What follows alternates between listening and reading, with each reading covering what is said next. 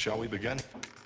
Hi, I'm fake economist Mason Benson. And I'm his assistant, Dr. Kameron Laird.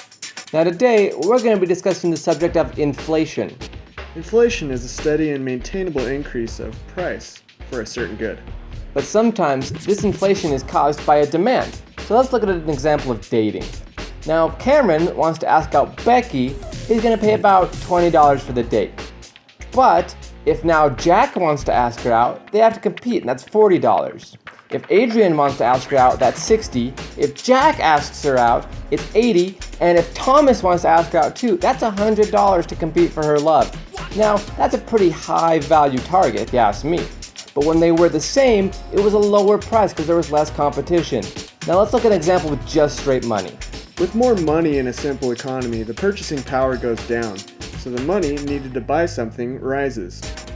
An increase in price of the things that make a car, like land to build a factory, education to design the car, and metal to make it, would inflate the price of the car.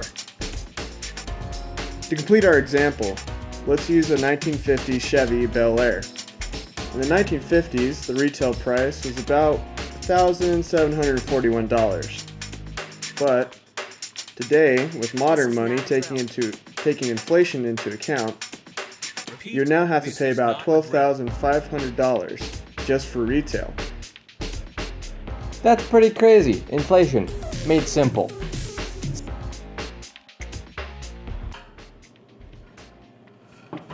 Oh, hi. Thanks for joining us. Hope you learned a little bit about inflation. See you next week.